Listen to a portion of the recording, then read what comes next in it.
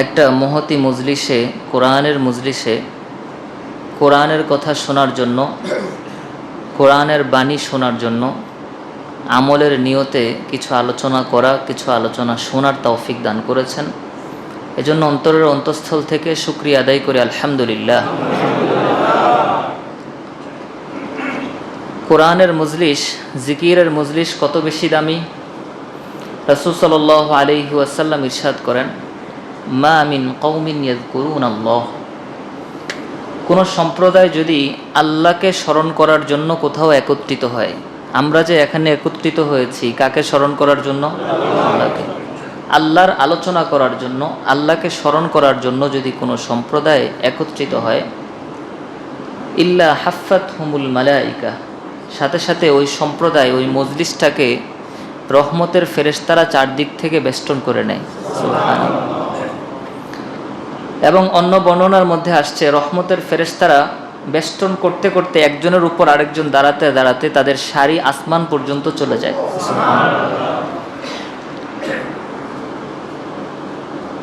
ওয়াগশিয়াতহুমুর রাহমা, রাসূল সাল্লাল্লাহু আলাইহি ওয়াসাল্লাম ইরশাদ করেন, আল্লাহ তাআলার রহমত তাদেরকে ঢেকে নেয়, আচ্ছাদিত করে নেয়। ওয়ানাজালাত আলাইহিমুস সাকিনাহ, এবং আল্লাহ তাআলার বিশেষ একটা রহমতের নাম হলো সাকিনা। সাকিনার বাংলা অর্থ হলো প্রশান্তি। সাকিনার বাংলা অর্থ কি ভাই? প্রশান্তি। সবাই আমার সাথে বলতে হবে, কারণ এটা জুমার বয়ান না, এটা আমাদের ক্লাস, কোরআনের ক্লাস, আমরা এটাকে বলবো। সাকিনা অর্থ কি বলেন তো? প্রশান্তি। এই প্রশান্তি নামক, সাকিনা নামক যে বিশেষ রহমতটা আছে, আল্লাহ রাব্বুল আলামিন এই মানুষদের উপর সাকিনা নামক রহমতটা নাজিল করেন। সুবহানাল্লাহ। এজন্য দেখবেন কোরআনের মজলিসে বসলে অন্তরে একটু ভালো লাগে, অন্তরটার মধ্যে একটা ভালো লাগা কাজ করে।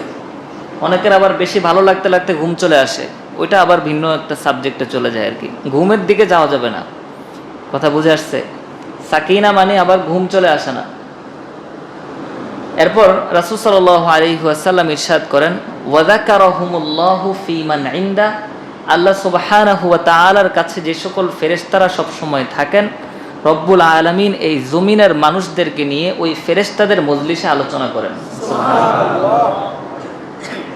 রব্বুল আলামিন ফেরেশতাদেরকে লক্ষ্য করে বলেন, ফেরেশতারা, তোমরা তো আমাকে বলেছিলে যে মানুষ যেন আমি সৃষ্টি না করি। কেন মানুষ সৃষ্টি করব? পৃথিবীতে গিয়ে রক্তপাত করবে, পৃথিবীতে গিয়ে মারামারি করবে, কাটাকাটি করবে। তখন আল্লাহ রব্বুল আলামিন কি জবাব দিয়েছিলেন? ক্বালা ইন্নী আ'লামু মা লা তা'লামুন। পিছনের 2-3টা এসি বন্ধ করে দেন। আল্লাহ তাআলা তখন বলেছেন, আমি যা জানি তোমরা তা জানো না।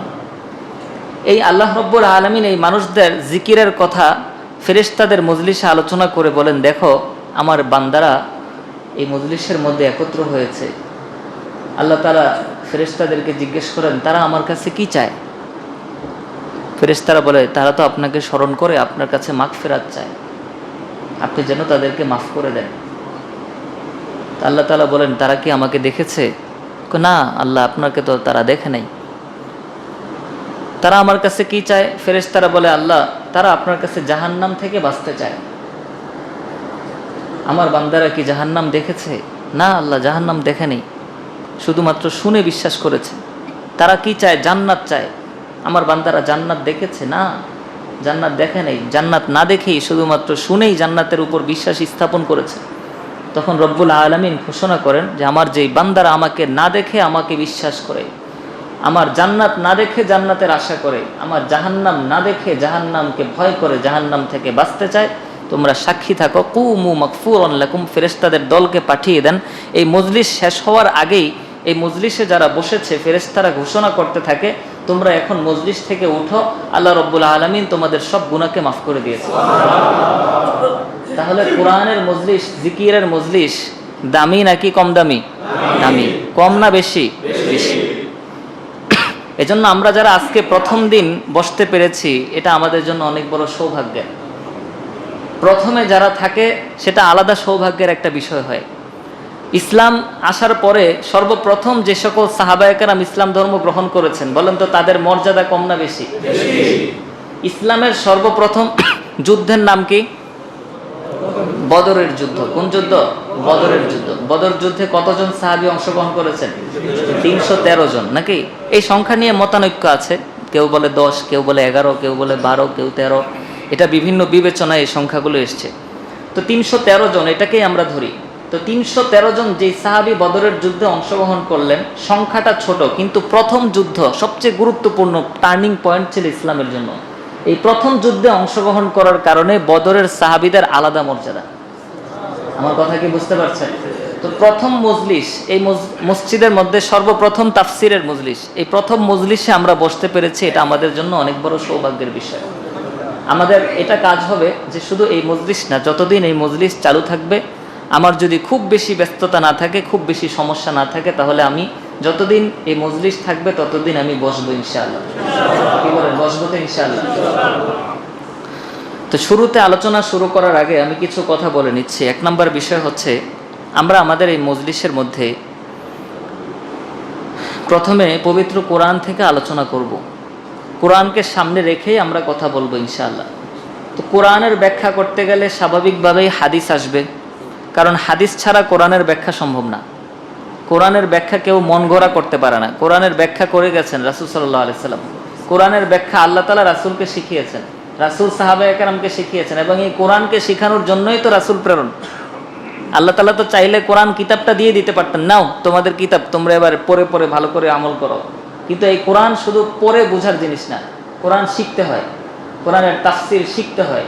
এই তাফসির সাহাবায়ে কেরাম রাসূল থেকে শিখেছেন, এবং সাহাবায়ে কেরাম থেকে তাদের ছাত্ররা শিখেছেন, এভাবে তাফসির এসছে। তো কোরআনের এই আলোচনা যে আমরা করব, এই আলোচনার মধ্যে স্বাভাবিকভাবেই হাদিস সহ আসবে। আমরা কোরআন হাদিসের কথা শুনব, কোরআন হাদিসের কথা শোনার পরে সর্বশেষ আমরা একটা প্রশ্নোত্তরের পর্ব রাখবো ইনশাআল্লাহ। আমাদের সাধারণ মানুষের অনেকের মনে অনেক প্রশ্ন থাকে, বিভিন্ন মাসআলা সম্পর্কে জানতে মন চায়। অনেক সময় পরিস্থিতি হয় না, পরিবেশ হয় না, হুজুরের সাথে সাক্ষাৎ করতে হয়ে ওঠে না, হুজুরকে পাওয়া যায় না, বা লজ্জার কারণে আমরা প্রশ্নগুলো করতে পারি না। এভাবেই আমল করতে থাকি দ্বিধা সংশয় নিয়ে। আমরা এই প্রশ্নগুলো লিখিত আকারে যদি আপনারা আমাকে দেন, তাহলে এই সপ্তাহে যে প্রশ্ন দিবেন, আগামী সপ্তাহে সেটার উত্তর পাবেন।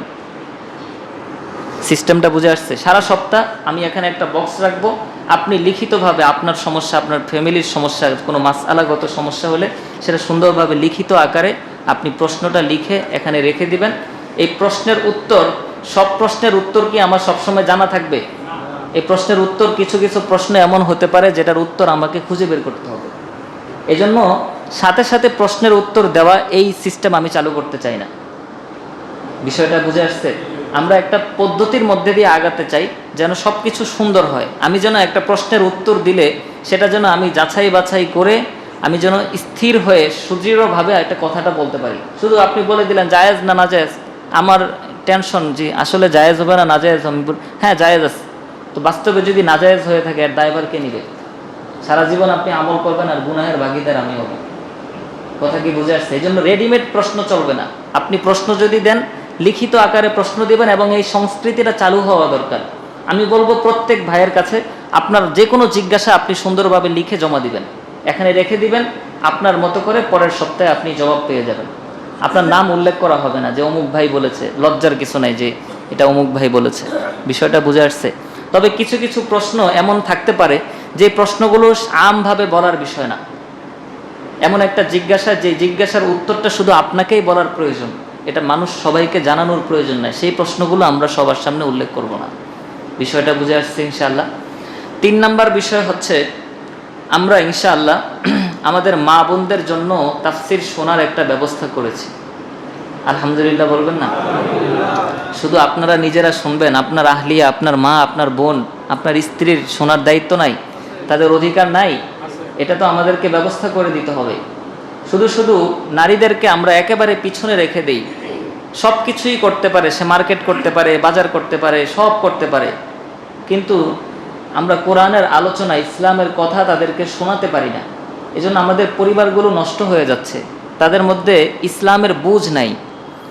তবে পর্দার সাথে, সম্পূর্ণ পর্দাকে মেনটেন করে কোনো মা বোন যদি আসতে চান আমাদের আলোচনা শোনার জন্য, সেক্ষেত্রে আমাদের মসজিদের সামনের যে বাসাটা, মসজিদের সামনে আমাদের হাফেজ আবুল কাসেম সাহেবের যে বাসা, আমাদের সাবেক মুয়াজ্জিন সাহেব, ওনার বাসার মধ্যে মসজিদের সামনে, এই যে সামনের বাসাটা, এখানে বসার ব্যবস্থা থাকবে পর্দার সাথে।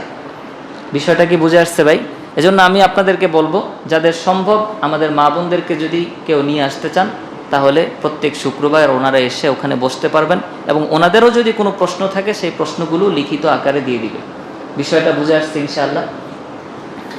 তো সর্বপ্রথম কোরআনের তাফসির করতে গেলে প্রাথমিকভাবে আমাদেরকে কিছু বিষয় জানতে হবে। আমরা শুরুতেই সূরা ফাতিহাতে ঢুকবো না, আমরা আগে কিছু প্রাথমিক আলোচনা করব, যে আলোচনাগুলোর উপর ভিত্তি করে আমাদের তাফসিরের আলোচনাটা সামনে আগাবে। ওই বিষয়গুলো যদি আমরা না জানি, বিষয়গুলো আমাদের অন্তরের মধ্যে না থাকলে তাফসির আমরা বুঝবো না। প্রত্যেকটা জিনিসের একটা ভূমিকা থাকে না? যে কোনো জিনিসের কি থাকে? ভূমিকা থাকে। ওই ভূমিকা যদি জানা থাকে, সামনে আগানো সহজ হয়। ভূমিকা জানা না থাকলে এমন এমন প্রশ্ন মনের মধ্যে আসবে যে কি বলছে কিছুই তো বুঝতে পারছি না। তো সর্বপ্রথম আমরা কোরআনের ফজিলত নিয়ে কিছু আলোচনা করব, যে এই কোরআন কেমন কিতাব। এই পৃথিবীতে আল্লাহ সুবহানাহু ওয়া তাআলা যত কিছু সৃষ্টি করেছেন, যা কিছু আমরা দেখি সব হচ্ছে আল্লাহর মাখলুক। সব কি বলেন তো? মাখলুক।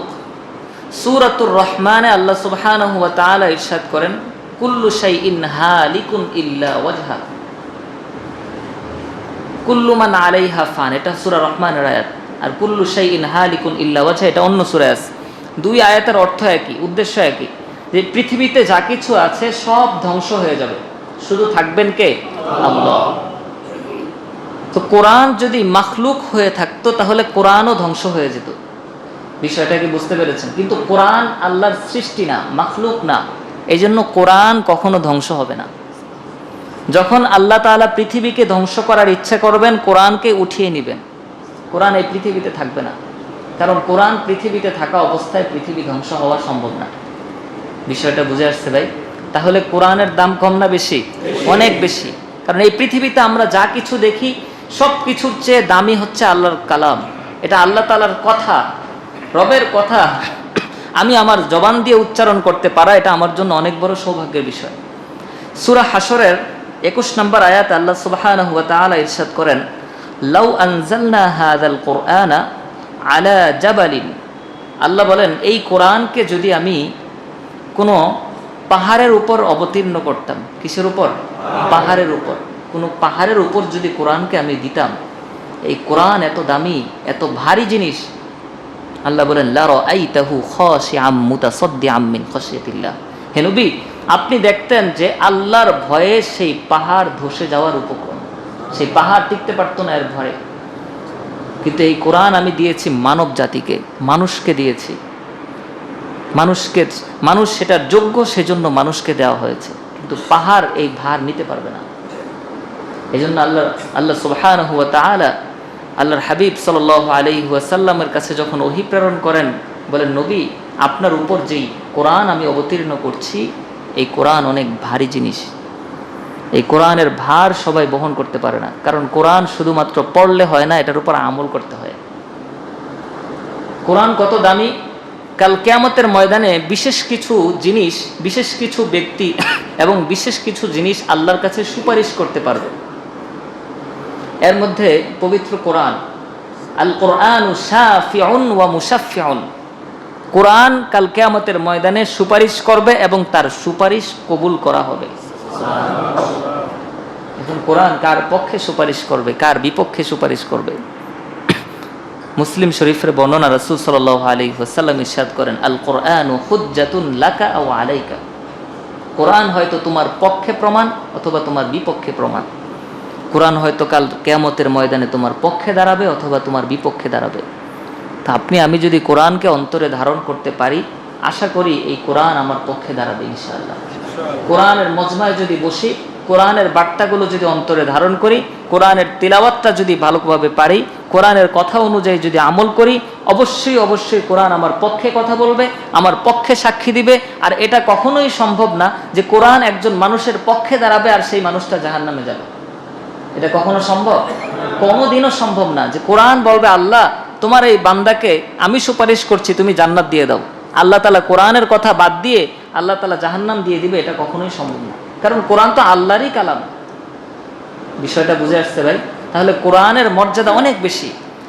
আল্লাহর হাবিব সাল্লাল্লাহু আলাইহি ওয়াসাল্লাম এক হাদিসের মধ্যে ইরশাদ করেন, মান শাগালাহুল কুরআন ওয়া যিকরি আন মাসআলাতি, কোন ব্যক্তির অবস্থা যদি এমন হয় সে কোরআন তেলাওয়াত করতে করতে অবস্থা এমন হয়েছে কোরআন তেলাওয়াত করার কারণে মুনাজাত করার সময় পায় নাই।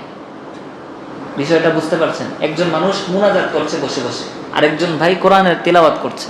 মুনাজাতের গুরুত্ব অনেক বেশি, এ ব্যাপারে আমরা বিস্তারিত আলোচনা করেছি।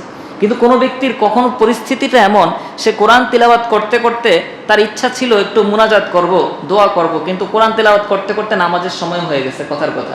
তো কোরআন তেলাওয়াত করার কারণে সে আল্লাহর কাছে চাইতে পারে নাই। বিষয়টা বুঝে আসছে?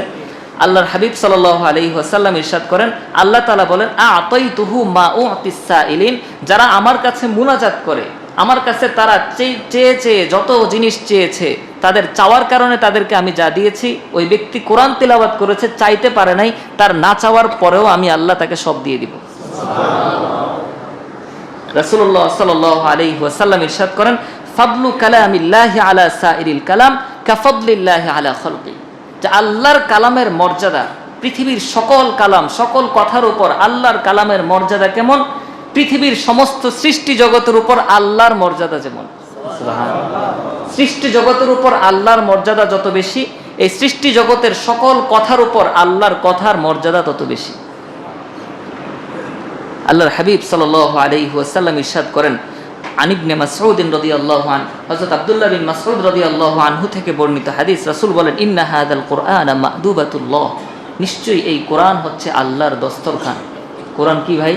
আল্লাহর দস্তরখান। এটাকে তুলনা করা হচ্ছে খাবারের দস্তরখান না। একটা দস্তরখান যখন বিছানো হয়, মানুষ সেই দস্তরখানে আগ্রহ নিয়ে যায় নাকি অনাগ্রহ নিয়ে যায়? আগ্রহ নিয়ে যায়। চারপাশ থেকে মানুষ ঘিরে ধরে, ওখান থেকে কিছু নেওয়ার চেষ্টা করে। ওই তুলনা করা হয়েছে। কোরআন কার দস্তরখান ভাই? আল্লাহর দস্তরখান।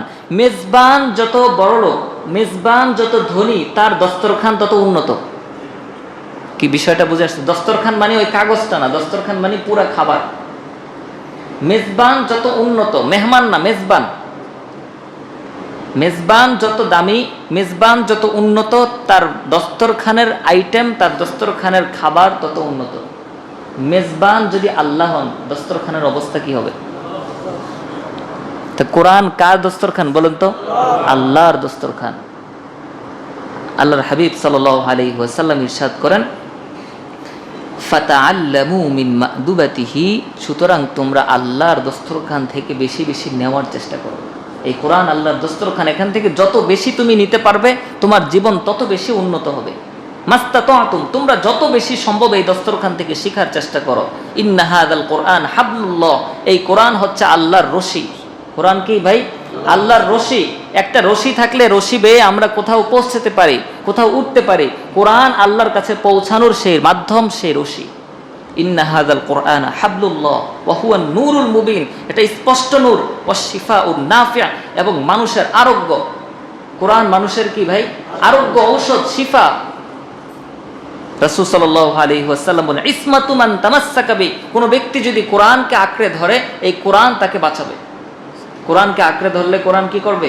তাকে বাঁচাবে। ওয়া নাজাতুম মানিত্তুবিআ, এবং কোন ব্যক্তি যদি কোরআনকে অনুসরণ করে, কোরআন তাকে জাহান্নামের আযাব থেকে রক্ষা করবে। ফাতলুহু, রাসূল বলেন, তোমরা এই কোরআনকে বেশি বেশি তেলাওয়াত করো, বেশি বেশি তেলাওয়াত করো, কারণ ফা ইন্নাল্লাহা ইয়াজুরুকুম আলা কুল্লি হারফিন আশরাতি হাসানাতিন। রাসূল সাল্লাল্লাহু আলাইহি ওয়াসাল্লাম ইরশাদ করেন, কেননা আল্লাহ তাআলা এই কোরআন তেলাওয়াতকারী প্রত্যেককে প্রতিটা হরফের বিনিময়ে 10 নেকি করে প্রদান করবেন। সুবহানাল্লাহ। আল্লাহর হাবিব সাল্লাল্লাহু আলাইহি ওয়াসাল্লাম অন্য হাদিসের মধ্যে ইরশাদ করেন, ইন্না হাযাল কুরআনা মা'দুবাতুল্লাহ ফামান দাখালা ফীহি ফাহুয়া আমিন, কোন ব্যক্তি যদি এই কোরআন নামক দস্তরখানে প্রবেশ করে, কোরআনের মজলিসে আসে, কোরআনের সাথে সম্পর্ক তৈরি করে, রাসূল বলেন ফাহুয়া আমিন, সে পৃথিবীর সকল ফিতনা ফাসাদ থেকে নিরাপদ হয়ে গেল। সুবহানাল্লাহ। এখন যারা আমরা কোরআন তিলাওয়াত করি, যারা কোরআনের তিলাওয়াত করি না, রাসূল সাল্লাল্লাহু আলাইহি ওয়াসাল্লাম এই মানুষদের দৃষ্টান্ত দিয়েছেন। রাসূল বলেন, মাসালুল মুমিনিল্লাযী ইয়াকরাউল কুরআন মাসালুল উতরুজ্জাতি রিহুহা তাইয়্যিবুন ওয়া তা'মুহা তাইয়্যিব। কোন মুমিন যদি কোরআনের তিলাওয়াত করে, বলেন মুমিন কি করে? কোরআনের তিলাওয়াত করে। খুব ভালো করে উদাহরণটা বুঝবেন। মুমিন সে আমল আখলাক অন্যান্যগুলো করে, আবার পাশাপাশি কি করে? কোরআনের তিলাওয়াত করে।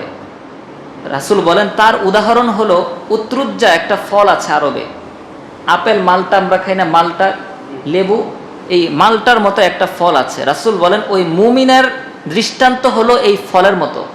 কেমন? বলে তা'মুহা তাইয়িবুন ওয়া রিহুহা তাইয়িবুন, যার ঘ্রাণও সুন্দর, যার স্বাদও বেশি। বিষয়টা বুঝতে পারছেন? কোনো মুমিন কোরআনের তিলাওয়াত করে তাহলে তার দৃষ্টান্ত উত্রুজ্জা ফলের মতো, যেই ফলের ঘ্রাণও সুন্দর, যেই ফলের স্বাদও কি মিষ্টি। তাহলে কয়টা জিনিস আছে এই ফলের মধ্যে? দুইটা আছে, ঘ্রাণও আছে, আবার কি আছে? স্বাদও আছে। বিষয়টা বুঝে আসছে? আচ্ছা, এবার 2 নাম্বার, কোনো মুমিন যদি কোরআন তিলাওয়াত করে না, সে মুমিন, মুসলমান, মুত্তাকি, ভালো, কিন্তু কোরআন তিলাওয়াত করে না, তাহলে একটা জিনিস তার মধ্যে কম আছে না? কথা বলেন না, কম আছে কিনা? রাসূল বলেন তার দৃষ্টান্ত হচ্ছে মিসলুত তামারতি, খেজুরের মতো। কিসের মতো? খেজুরের মতো। স্বাদ ভালো কিন্তু ঘ্রাণ নাই। খেজুরের ঘ্রাণ আছে?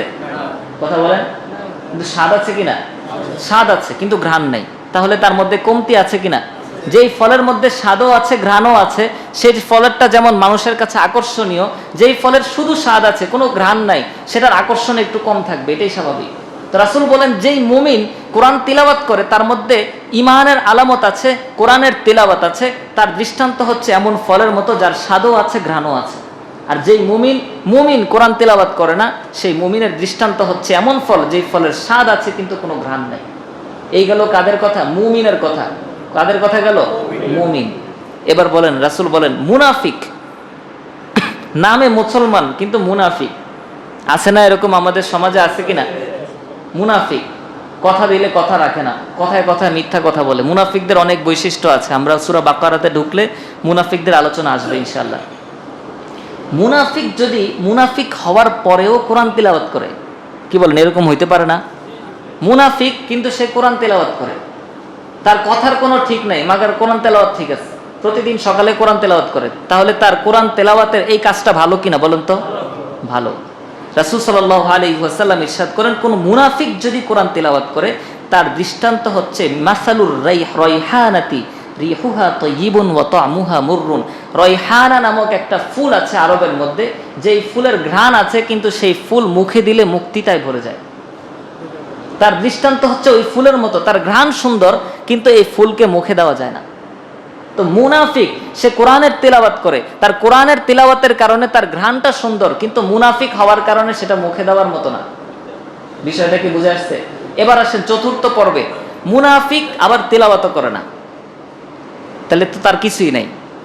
কথা কি বুঝতে পারছেন? মুনাফিক আবার তিলাওয়াত করে না, এমন যদি হয়, রাসূল বলেন এমন ব্যক্তির দৃষ্টান্ত হচ্ছে মিসলুল হানজালাতি লা রিহা লাহা ওয়া তা'মুহা মুররুন। তার দৃষ্টান্ত হচ্ছে হানজালা নামক একটা ফল আছে, এই ফলটা ঘ্রাণও তিক্ত, ঘ্রাণও বিশ্রী, স্বাদও বিশ্রী। কারণ সে মুনাফিক একদিক থেকে আবার তিলাওয়াত করে না। তাহলে আমরা এই 4 শ্রেণীর মধ্যে কোন শ্রেণী হব বলেন তো? প্রথম শ্রেণী হব। কি বলেন? প্রথম শ্রেণী হব তো ইনশাআল্লাহ।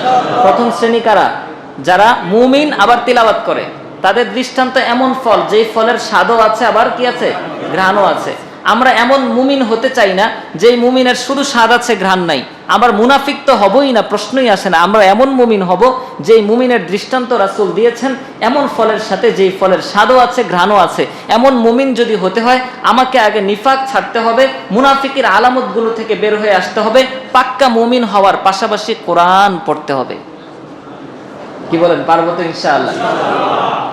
রাসূলুল্লাহ সাল্লাল্লাহু আলাইহি ওয়াসাল্লাম হযরত আব্দুর রহমান আস-সুলামি রাদিয়াল্লাহু আনহু বলেন, ইযা খাতামা আলাইহি খাতিমুল কুরআন আজলাসাহু বাইনা ইয়াদাই। হযরত আব্দুর রহমান সুলামি রাহমাতুল্লাহি আলাইহি, দেখেন সাহাবায়ে কেরাম, তাবেঈন, তাবেঈন এই কোরআনকে কতটা মূল্য দিতেন, মর্যাদা দিতেন। একটু এই ঘটনাটা খেয়াল করেন।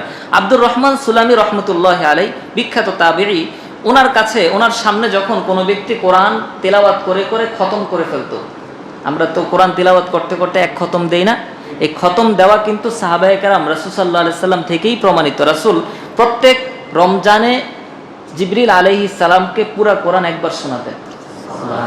কাকে শোনাতেন? জিবরিল আলাইহিস সালাম। আমরা সামনে আলোচনা আসবে এটা, কোরআন কিভাবে আমাদের কাছে আসছে, সংকলনটা কিভাবে হলো। আমরা যে কোরআন একটা কপি দেখি, কোরআন কি এভাবে আসমান থেকে আসছে? এই জিনিসটা কপি এইভাবে এটা হওয়া পর্যন্ত কি কি ধাপে এটা এভাবে এসছে, এটা আমরা আলোচনা করব, সেখানে আসবে। তো রাসূল সাল্লাল্লাহু আলাইহি ওয়াসাল্লাম প্রত্যেক রমজানে জিবরিল আলাইহিস সালামকে কয় খতম শোনাতেন? এক খতম শোনাতেন, যে আমার উপর যে কোরআনটা তুমি দিচ্ছ, আয়াতগুলো দিচ্ছ, এগুলো ঠিক আছে কিনা তুমি একটু শুনে দাও। যদিও রাসূল সাল্লাল্লাহু আলাইহি সাল্লাম থেকে ভুল হওয়ার কোনো সম্ভাবনা নাই। আমার কথা কি বুঝতে পারছেন? যেই বছর রাসূল সাল্লাল্লাহু আলাইহি ওয়াসাল্লাম ইন্তেকাল করেছেন, ওই বছর জিবরিলকে 2 বার শুনিয়েছেন। সুবহানাল্লাহ। ওই রমজানে কয়বার শুনিয়েছেন? 2 বার শুনিয়েছেন। তো কোরআন খতম করা, কোরআন পড়ে পড়ে শেষ করা, এটা সাহাবায়ে কেরামের বৈশিষ্ট্য ছিল। সাহাবায়ে কেরামের অধিকাংশের আমল ছিল 7 দিনে তারা কোরআন খতম করতেন। বলেন কয় দিনে? 7 দিনে। এবং তারা বলতেন কোন ব্যক্তি যদি 40 দিনেও এক খতম কোরআন না দেয় তাহলে সে গাফেল। সর্বনিম্ন 40 দিনে একটা খতম কোরআন দিতে হবে। 40 দিনে কি 40 বছরও দেওয়া হয়নি আমাদের কি অবস্থা হবে বলেন? আমার কথা কি বুঝতে পারছেন? সাহাবায়ে কেরাম 3 দিনে কোরআন খতম দিতেন। 3 দিনের কমে কোরআন খতম দেওয়াকে অপছন্দ করতেন, যে না এত তাড়াহুড়ার প্রয়োজন নেই। বিষয়টা বুঝতে পারছেন? কোরআন তিলাওয়াত করতে হবে সুন্দরভাবে, আদবের সাথে, ভদ্রতার সাথে। 3 দিনে কোরআন খতম দিতেন কিছু সংখ্যক সাহাবী। অধিকাংশ সাহাবীর ব্যাপকভাবে আমল ছিল তারা 7 দিনে কোরআন খতম দিতেন। কয় দিনে বলেন তো? 7 দিন। এটা মনে রাখবেন। এই জন্য কোরআনে মঞ্জিল কয়টা আপনারা জানেন? কয়টা মঞ্জিল? 7 মঞ্জিল। 7 মঞ্জিল। এই মঞ্জিল কিভাবে আসলো? এটা কি আল্লাহ তাআলা বলে দিয়েছে এটা মঞ্জিল? না, এই মঞ্জিল মানে হচ্ছে সাহাবায়ে কেরাম সাধারণত প্রথম শনিবারে এতটুকু পর্যন্ত পড়তেন, সূরা মাইদা পর্যন্ত। এটাকে পরবর্তীতে 1 মঞ্জিল বলা হয়েছে।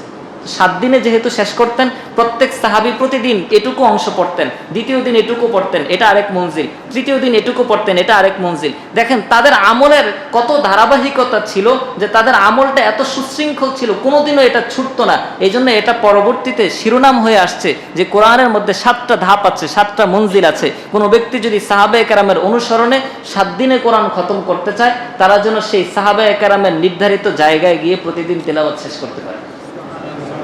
কথা কি বুঝে আসছে ভাই? তাহলে সর্বনিম্ন 3 দিনে কোরআন খতম করতে হবে। সর্বোচ্চ কত দিনে? 40 দিন। 40 দিনের পরে আর যাওয়া যাবে না। কিন্তু 40 দিন কোথায়? আমরা বছরেও কোরআন খতম করতে পারি না। কিন্তু চেষ্টা করলে সব সম্ভব। চেষ্টা করলে কি ভাই? সম্ভব। আমাদের এখানেও এমন অনেক মুসল্লি আছেন প্রতিদিন 1 পারা তিলাওয়াত করেন। আছেন এখানে এমন মুসল্লি আছেন, আলহামদুলিল্লাহ। এখনও প্রতিদিন 1 পারা তিলাওয়াত করেন। একজন মানুষ যদি ভালোভাবে তিলাওয়াত পারে, আধা ঘন্টায় 1 পারা তিলাওয়াত করা যায়। তো একজন মানুষ কি প্রত্যেকটা নামাজের শুরুতে যদি সে 5 মিনিট করে দেয়, তো তার 1 পারা তিলাওয়াত হয়ে যাবে না? 10 মিনিট করে দিলে তো আরো আগে হবে। আমার কথা কি বুঝতে পারছেন? এজন্য কোরআন শিখার জন্য নিয়ত করা, যে আমার জীবনে কি করেছি, যা করেছি করেছি, কোরআন শিখে যাব, যা হয় হবে। কোরআনকে শিখতেই হবে। কোরআন শিখা একদম সহজ কোনো কাজ না।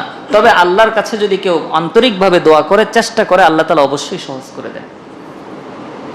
তাহলে আমরা যে আলোচনা করছিলাম, আব্দুর রহমান সুলামি রহমতুল্লাহ আলাই, ওনার কাছে যখন কেউ, ওনার সামনে কেউ যখন কোরআন তিলাওয়াত করে খতম করত, সাথে সাথে উনি ওই ব্যক্তিকে ডাকতেন। ওই ব্যক্তিকে ডেকে তার সামনে বসাতেন। সামনে বসানোর পরে ওয়াদা ইয়াদাহু আলা রাসিহি, উনি ওই ব্যক্তির মাথার উপর হাত রাখতেন। খুব ভালো করে বুঝবেন। মাথার উপর হাত রেখে ওই ব্যক্তিকে লক্ষ্য করে বলতেন, ইয়া হাজা, এই ভাই শোনো, তুমি তো কোরআন খতম করেছ, ইত্তাকিল্লাহ, তুমি আল্লাহকে ভয় করো। কাকে ভয় করো? আল্লাহকে ভয় করো। কোরআন খতম করেছে, আল্লাহকে ভয় করবো কেন? যে তুমি অনেক মহান কাজ করেছো, এখানে যেন তোমার রিয়া না চলে আসে, যে আমি কোরআন খতম করেছি। অনেকে দেখবেন কোরআন খতম করলে এটাকে একটু বলতে ভালো লাগে। কি বলেন, আছে কিনা? এই অভ্যাস ত্যাগ করতে হবে। একটু বলতে ভালো লাগে না, বলার প্রয়োজন নেই। আমি কোরআন খতম করছি, কত পারা পড়ছি, এটা জানেন কে? আল্লাহ। আমি যদি আল্লাহকে দেখানোর জন্য পড়ে থাকি, আল্লাহ তাআলা আমাকে প্রতিদান দিবেন ইনশাআল্লাহ। তো ওই ব্যক্তির মাথার উপর হাত রেখে উনি বলতেন, ইত্তাকিল্লাহ, তুমি আল্লাহকে ভয় করো। এরপর উনি বলতেন, ফামা আরিফু আহাদান খায়রাম মিনকা ইন আমিলতা বিমা আলিমতা, তুমি যেই কোরআন পড়েছ, যেই কোরআন তুমি পড়ে তুমি খতম করলে, সেই কোরআন অনুযায়ী তুমি আমল যদি করে থাকো, তাহলে আমি সাক্ষ্য দিচ্ছি এই পৃথিবীতে বর্তমানে এই মুহূর্তে তোমার চেয়ে শ্রেষ্ঠ কোনো মানুষ নেই। তাহলে কোরআনকে খতম করা, এটাকে কত বড় মর্যাদার বিষয় তারা মনে করতেন। তুমি কোরআন খতম করেছো, এই মুহূর্তে তুমি পৃথিবীর শ্রেষ্ঠ মানুষ, তোমার চেয়ে শ্রেষ্ঠ আর কেউ নেই। সুবহানাল্লাহি ওয়া বিহামদিহি। আল্লাহর হাবিব সাল্লাল্লাহু আলাইহি ওয়াসাল্লাম ইরশাদ করেন, আল মাহিরু বিল কুরআন, কোন ব্যক্তি যদি কোরআন জানে, কোরআনের ব্যাপারে দক্ষ হয়, সে ভালো কোরআন পড়তে পারে। রাসূল বলেন, মা'আস সাফারাতিল কিরামিল বারারা, কাল কিয়ামতের ময়দানে রহমতের ফেরেশতাদের সাথে তার হাসর হবে। আর কোনো ব্যক্তি যদি কষ্ট করে করে পড়ে, কোরআন ভালোভাবে পড়তে পারে না, কষ্ট করে করে, কারো চোখের সমস্যা, কারো জবানের সমস্যা, কোনো সমস্যা আছে না, চোখে দেখে না, অনেক কষ্ট করে দেখে দেখে পড়ে, এই যে কষ্ট করে যারা পড়বে, রাসূল সাল্লাল্লাহু আলাইহি ওয়াসাল্লাম বলেন লাহুম আজরান, আল্লাহ তাআলা তাদেরকে ডাবল সওয়াব দিবেন। এখন এর মানে এটা না যে আমি কষ্ট করে তাহলে পড়বো ডাবল সওয়াব পাওয়ার জন্য। যে কষ্ট করে পড়বে তার ডাবল সওয়াব মানে হচ্ছে সে পড়ার একটা সওয়াব পাবে, কষ্ট যে তার হচ্ছে অতিরিক্ত এটার জন্য আলাদা সওয়াব পাবে। বিষয়টা বুঝতে পারছেন? একটা হচ্ছে তেলাওয়াতের সওয়াব, আর একটা কিসের সওয়াব? আলাদা যে কষ্ট হচ্ছে সেই কষ্টের জন্য সওয়াব। কিন্তু যেই ব্যক্তি ভালোভাবে কোরআন শিখেছে, কোরআন শিখার কারণে খুব সুন্দরভাবে সাবলীলভাবে পড়তে পারে, অবশ্যই তার মর্যাদা কষ্ট করে পড়ার চেয়ে বেশি, কারণ সে তো অনেক কষ্ট করে কোরআন শিখেছে। এটি হাদিস থেকে অনেকে ভুল বুঝে। এই হাদিস যখন আলোচনা করা হয় অনেকে মনে করে যে বা তাহলে তো আমি কষ্ট করে পড়ি, এটাই আমার ভালো, আমি ভালো করে পড়তে পারি না, আমি ডাবল সওয়াব পাবো, আমি এভাবেই থাকি। বিষয়টা আসলে এরকম না। আমার কথা কি বুঝতে পারছেন? তো উন্নতি করার চেষ্টা করতে হবে। উন্নতি যদি করি, রাসূল সাল্লাল্লাহু আলাইহি ওয়াসাল্লাম ইরশাদ করেন, মদিনার পাশে একটা প্রান্তর ছিল, প্রান্তরের নাম হচ্ছে বুতহান, আরেকটা প্রান্তরের নাম আকিক। আল্লাহর হাবিব সাল্লাল্লাহু আলাইহি ওয়াসাল্লাম সাহাবায়ে কেরামকে রক্ষা করে বলেন, এ আমার সাহাবীরা শোনো, মদিনার ওই বুতহান নামক প্রান্তরে তুমি সকালবেলা যাবা, সন্ধ্যা হওয়ার আগে আগে দুইটা ভালো মানের উট কামাই করে তুমি ঘরে ফিরতে পারবা। দুইটা উটের দাম কত? একদিনে দুইটা উট কামাই যদি তুমি করতে পারো, বিষয়টা কেমন হয়? সাহাবায়ে কেরাম বলে, ইয়া রাসূলুল্লাহ, এটা তো অসম্ভব ব্যাপার। কিভাবে সম্ভব? দুইটা উট আমি কামাই করে ফেলবো একদিনে? কোনো মানুষ, রাসূল বলেন, ওয়ালা কতিআতা রাহিমিন, কারোর সাথে সম্পর্ক ছিন্ন করা ছাড়া, কারো উপর জুলুম করা ছাড়া, কারো সম্পদ আত্মসাৎ করা ছাড়া যদি তুমি দুইটা উট কামাই করে নিয়ে আসতে পারো একদিনের মধ্যে, সেটা কেমন হয়? সাহাবায়ে কেরাম বলেন, ইয়া রাসূলুল্লাহ, এটা তো সম্ভব না। আল্লাহর হাবিব সাল্লাল্লাহু আলাইহি ওয়াসাল্লাম ইরশাদ করেন, তুমি মসজিদে এসে যদি কোরআনের দুইটা আয়াত শিখো, রব্বুল আলামিন তোমাকে দুইটা উট সদকা করার সওয়াব দান করবেন। কোরআনের 3টা আয়াত যদি তুমি শিখো, 3টা উট সদকা করার সওয়াব দিবেন। যত আয়াত শিখবে ততগুলো উট সদকা করার সওয়াব দিবেন। তাহলে তুমি মদিনার প্রান্তরে গিয়ে উট কামাই করার প্রয়োজন নাই, তুমি মসজিদে এসে কোরআনের একটা আয়াত শিখো। সুবহানাল্লাহ। রাসূলুল্লাহ সাল্লাল্লাহু আলাইহি ওয়াসাল্লাম ইরশাদ করেন, ইউকালু লিসাহিবিল কুরআনি ইযা দাখালাল জান্নাহ ইকরা। জান্নাতে যখন কোরআনওয়ালা যখন জান্নাতে প্রবেশ করবে, কোরআনের তিলাওয়াতকারী যখন জান্নাতে প্রবেশ করবে, তখন জান্নাতের মধ্যে আল্লাহ তাআলা তাকে বলবেন, তুমি পড়ো। দুনিয়াতে যেমন পড়েছো তুমি পড়ো। কোথায় পড়বে ভাই? জান্নাতে। কোথায়? জান্নাতে। তুমি পড়ো, ওয়াসাদ, এবং উঠতে থাকো, ফায়াকরাউ ওয়া ইয়াসআদু বিকুল্লি আয়াতিন দারাজাতান। সে প্রত্যেকটা আয়াত পড়বে, আল্লাহ রাব্বুল আলামিন প্রত্যেকটা আয়াতের বিনিময়ে তার একটা মর্যাদা বাড়িয়ে দিবেন। সুবহানাল্লাহ। এক আয়াত পড়বে এক মর্যাদা বাড়বে, এক আয়াত পড়বে এক স্তর বাড়বে, এক আয়াত পড়বে এক স্তর বাড়বে। র‍্যাঙ্ক আছে না চাকরির মধ্যে? কি বলেন? যার র‍্যাঙ্ক যত বেশি তার মান তত বেশি। কোরআন যত বেশি জানা থাকবে সে তত বেশি পড়তে পারবে, তত বেশি তার র‍্যাঙ্ক বাড়বে, মর্যাদা বাড়বে, জান্নাতের সম্মানজনক জায়গায় সে পৌঁছতে পারবে। আল্লাহর হাবিব সাল্লাল্লাহু আলাইহি ওয়াসাল্লাম ইরশাদ করেন, মান ক্বারাআল কুরআনা ওয়া তালাহু, কোনো ব্যক্তি যদি কোরআন তেলাওয়াত করে, কোরআন পড়ে, ওয়া হাফিজাহু, এবং কোরআনকে যদি মুখস্থ করতে পারে, যারা হাফেজে কোরআন আছে মুখস্থ যদি সে করতে পারে, আদখালাহুল্লাহুল জান্নাহ, আল্লাহ তাআলা তাকে জান্নাত তো দিবেনই, ওয়া শাফাআহু ফি আশরাতিন মিন আহলি বাইতিহি কুল্লুন ক্বাদ ওয়াজাবাত লাহুন নার, এবং তার ঘর, তার পরিবারের মধ্যে এমন 10 জনের ব্যাপারে তার সুপারিশ গ্রহণ করা হবে যেই 10 জনের জন্য জাহান্নাম ওয়াজিব হয়ে গিয়েছে। সুবহানাল্লাহ। একজন কোরআনের হাফেজ কয়জনকে সুপারিশ করতে পারবে ভাই? 10 জনকে। এমন 10 জন যেই 10 জনের ব্যাপারে জাহান্নাম ওয়াজিব হয়ে গিয়েছে, এমন 10 জনকে নিয়ে সে জান্নাতে যাবে ইনশাআল্লাহ। এজন্য প্রিয় ভাই, কোরআনের সাথে সময় দিতে হবে, কোরআনকে শিখতে হবে। আমরা প্রাথমিকভাবে প্রথমে আলোচনাটা কোরআনের গুরুত্ব নিয়ে করলাম, ফজিলত নিয়ে করলাম, যাতে আমাদের সামনের মজলিসগুলোতে এই বিষয়টা না আসে যে কি শিখছি, কি বলছি। কোরআনের সাথে যত বেশি থাকবো আল্লাহ তাআলা তত দাম বাড়িয়ে দিবেন। এই উম্মত সর্বশ্রেষ্ঠ উম্মত কেন? এই কোরআনের কারণে। কারণ এই উম্মতকে কোরআন দেওয়া হয়েছে। আল্লাহর হাবিব সাল্লাল্লাহু আলাইহি ওয়াসাল্লাম সর্বশ্রেষ্ঠ নবী কেন? কারণ রাসূলকে কোরআন দেওয়া হয়েছে। আমার কথা কি বুঝতে পারছেন? অনেকে আলতু ফালতু বিতর্ক সৃষ্টি করে, রাসূল বড় না কোরআন বড়? এটা কোনো কথা হলো? আপনি আল্লাহ বড় না রাসূল বলে এই তুলনা করবেন কখনো? স্রষ্টার সাথে সৃষ্টির সাথে কোনো তুলনা চলে না। আল্লাহ তাআলা তো স্রষ্টা, তার সাথে আপনি তুলনা করা মানে শিরিক করলেন আপনি। আমার কথা কি বুঝতে পারছেন? এই প্রশ্নই করা যাবে না যে রাসূল বড় না কোরআন বড়, কারণ কোরআন তো মাখলুক না। কোরআন কি মাখলুক? কোরআন কি সৃষ্টি? কোরআন সৃষ্টি না, কোরআন আল্লাহর সিফাত, আল্লাহর কালাম, আল্লাহর কথা। আল্লাহর কথার সাথে আপনি সৃষ্টিকে কিভাবে তুলনা করেন? এর মানে কি রাসূল ছোট হয়ে গেছে? বিষয়গুলো মানুষ বুঝে না। মানুষ ভাবে যে একটা কথা বললেই মনে হয় রাসূলের মান বাড়িয়ে ফেললাম, রাসূলকে মাটি থেকে নূরে নিয়ে যাইতে পারলেই রাসূলের মর্যাদাটা বেড়ে গেল। কি বলেন? এরকম মানসিকতা আছে না? এই জিনিসগুলো না বুঝার কারণে, যে কোরআন থেকে যদি রাসূলকে মর্যাদাবান বলি তাইলে রাসূল বড় হয়ে গেল, যে রাসূলের কারণে কোরআন মর্যাদাবান হয়েছে। নাউজুবিল্লাহি মিন যালিক। কোরআনের কারণে রাসূলকে আল্লাহ তাআলা রাসূল বানিয়েছে। এই কোরআনের কারণে আমাদের নবী সর্বশ্রেষ্ঠ নবী, এই কোরআনের কারণে এই উম্মত সর্বশ্রেষ্ঠ উম্মত, এই কোরআনের কারণে এই উম্মত কাল কিয়ামতের ময়দানে সবচেয়ে পরে এসেছে পৃথিবীতে, কিন্তু সবার আগে জান্নাতে প্রবেশ করবে। সব এই কোরআনের কারণে। যেই কোরআনের কারণে আমরা শ্রেষ্ঠ উম্মত হতে পারলাম, যেই কোরআনের কারণে আমাদের এত মর্যাদা, এত দাম, এত দাম। কাল কিয়ামতের ময়দানে আল্লাহ তাআলা প্রত্যেকটা জাতির সামনে আমাদের এই উম্মত থেকে সাক্ষী নেবেন। প্রত্যেক জাতির বিরুদ্ধে আমাদেরকে দাঁড় করা হবে, আমাদেরকে জিজ্ঞেস করা হবে। প্রত্যেক জাতিকে যখন বলা হবে, হে আদ জাতি, তোমাদের কাছে রাসূল গিয়েছে, তোমরা তো রাসূলের কথা মানো নাই। আদ জাতি বলবে, আল্লাহ কোনো রাসূল আমাদের কাছে আসেনি। তখন আল্লাহ তাআলা এই উম্মতকে দাঁড় করাবেন, এ উম্মতে মুহাম্মদী দাঁড়াও, তোমরা বলো আদ জাতি যেই কথা বলেছে তোমরা সাক্ষী দাও। তো আদ জাতির কাছে রাসূল এসেছে নাকি না এসেছে সেটা কি আমরা দেখছি? কথা বলেন না, আমরা কি দেখছি? তাহলে আমরা সাক্ষী দিব কিভাবে? সাক্ষী দেওয়ার জন্য তো দেখতে হয়। আদ জাতির কাছে যে রাসূল এসেছে সেটা আল্লাহ কোরআনে বলেছেন। সুবহানাল্লাহ, আমার কথা বুঝেন নাই? আদ জাতির কাছে রাসূল এসেছে, এটা কে বলেছেন? আল্লাহ বলেছেন। কোথায় বলেছেন? কোরআনে বলেছেন। সেই কোরআন আমরা পড়েছি। আমরা কাল কিয়ামতের ময়দানে দাঁড়িয়ে তাদের বিরুদ্ধে সাক্ষী দিব যে না, তোমরা যেটা বলছো সেটা মিথ্যা, তোমাদের কাছে রাসূল এসেছে এটাই সত্য, আমরা সাক্ষী দিলাম। ওয়াজি'না বিকা আলা হাউলাই শাহিদা। আল্লাহ সুবহানাহু ওয়া তাআলা বলেন, তোমাদেরকে এত সম্মান, একজন মানুষকে সাক্ষী হিসেবে কখন তার সম্মান কম না বেশি? অনেক বেশি। একটা মামলা একবারে কোনোভাবেই ফয়সালা করা যাচ্ছে না, একজন সাক্ষী সাক্ষ্য দিলে এটার সমাধান হয়ে যায় কিনা? এজন্য সাক্ষীর মূল্য অনেক বেশি, অনেক বেশি। এটা অনেক বড় সম্মানের বিষয়। আমি দাঁড়িয়ে সাক্ষ্য দিব, আমার কথার উপর নির্ভর করে ফয়সালা হয়ে যাবে, এটা কত বড় সম্মানের বিষয়। তো কাল কিয়ামতের ময়দানে এই উম্মত যে মানুষের সমস্ত উম্মতের সামনে সাক্ষ্য হিসাবে, সাক্ষী হিসাবে দাঁড়াবে, এটা কিসের কারণে? কোরআনের কারণে। তো যেই কোরআনের কারণে আমাদের এত মর্যাদা, আমরা এত দামি হলাম, সেই কোরআনকে আমরা দূরে ঠেলে দিব কেন? সেই কোরআনকে কি আমরা একটু বুকে নিতে পারবো না? কি বলেন?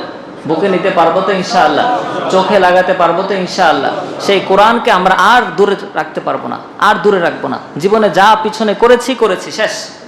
সামনে থেকে, আজ থেকে, এখন থেকে প্রতিজ্ঞা করব, এই কোরআন নিত্যদিনের সঙ্গী হবে।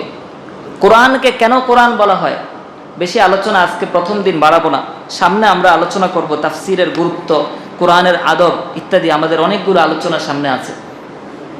আপনাদের অনেকের মধ্যে ঘুম চলে আসতেছে, তো শ্রোতাদের মধ্যে ঘুম আসলে তো আলোচনা সামনে আগানো যাবে না।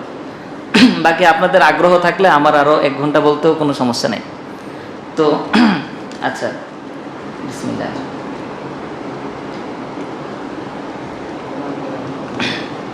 আলহামদুলিল্লাহ। কি যেন বলছিলাম? কোরআনের কি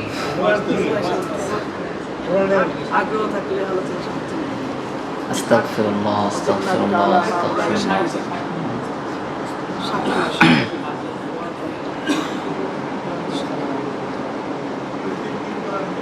ছুটে গেছে। আচ্ছা, ও কোরআন কাকে বলে? এই যে মাশাআল্লাহ, কোরআনকে কেন কোরআন বলা হয় সর্বশেষ বলেছি তো, আপনারা আগের আলোচনাতে এখনো আছেন আর কি। আমি তো শুধু শিরোনামটা বলেছি, আলোচনা তো করিনি, এই জন্য আপনাদের মাথার মধ্যে ঢুকে নেই। ঠিক আছে, কিছু বাহিরের কথা হইতে হবে, তাহলে ঘুম চলে যাবে। কি বলেন? অনেকের ঘুম চলে গেছে না? কোরআনকে কেন কোরআন বলে? একজনের নামকরণের একটা কারণ থাকে না? বুঝেন নাই? মানুষের নামকরণের কারণ লাগে না।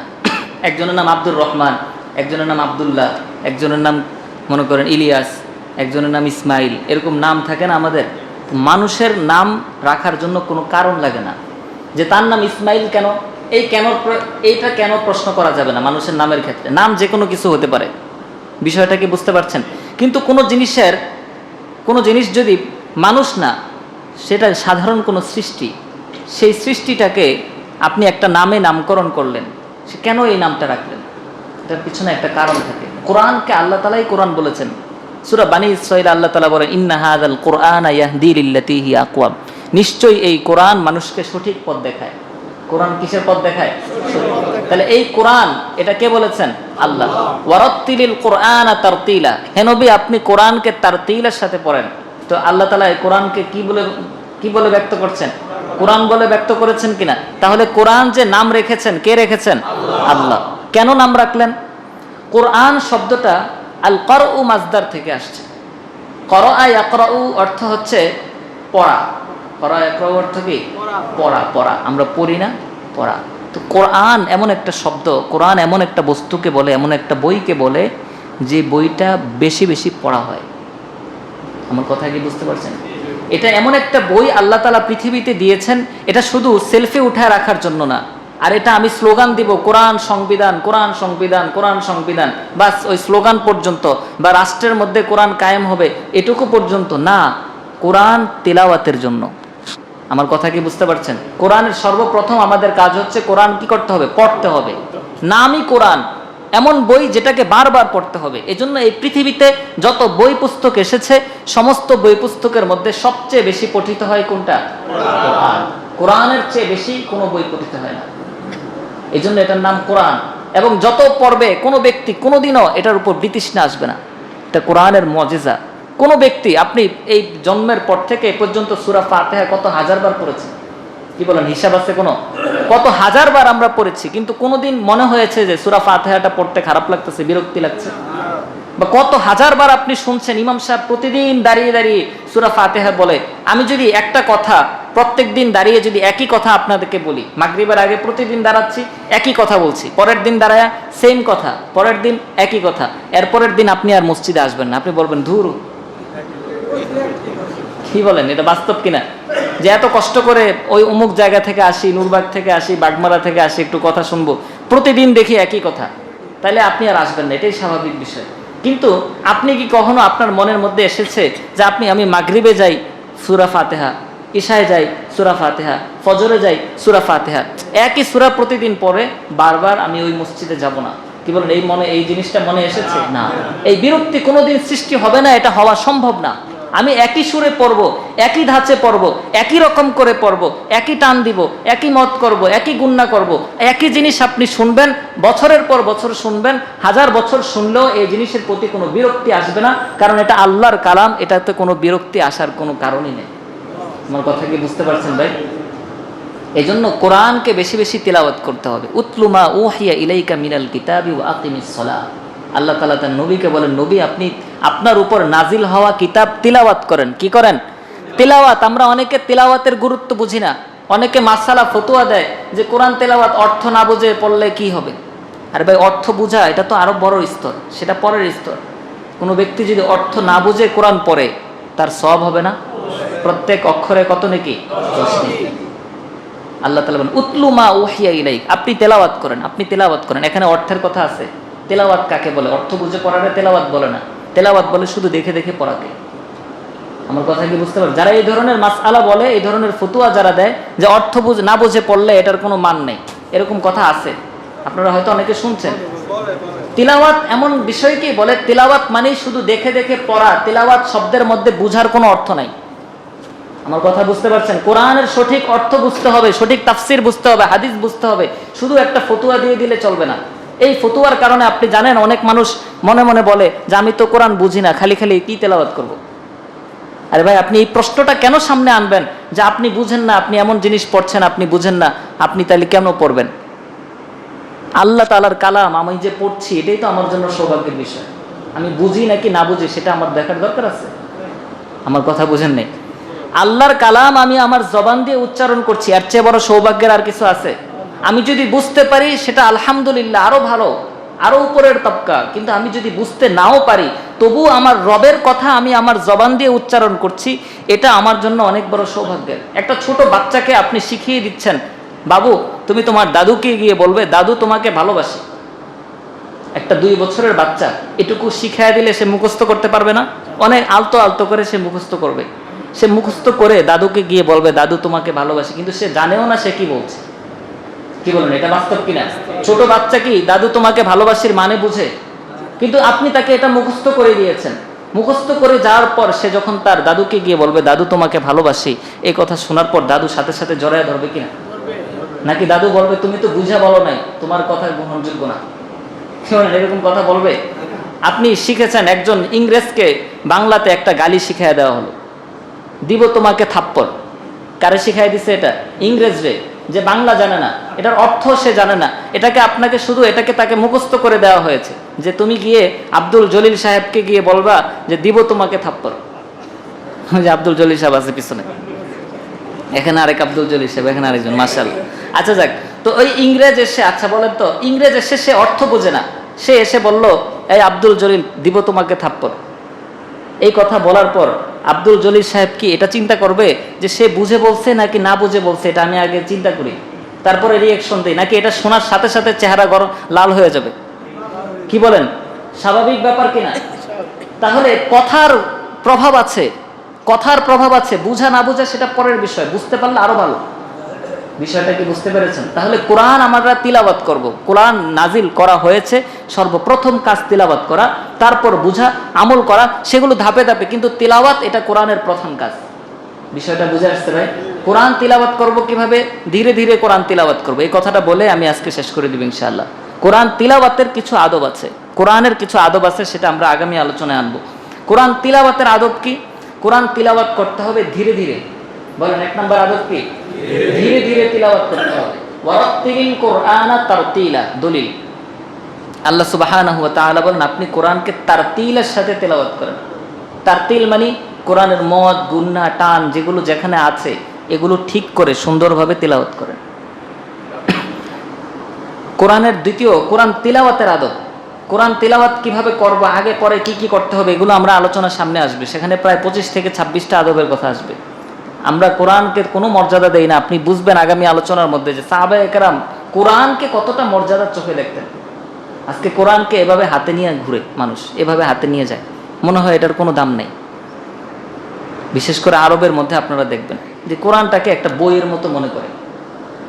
কিন্তু কোরআন সাহাবায়ে কেরাম কতটা মর্যাদা দিতেন এটা আমরা আগামী জুমায় আলোচনা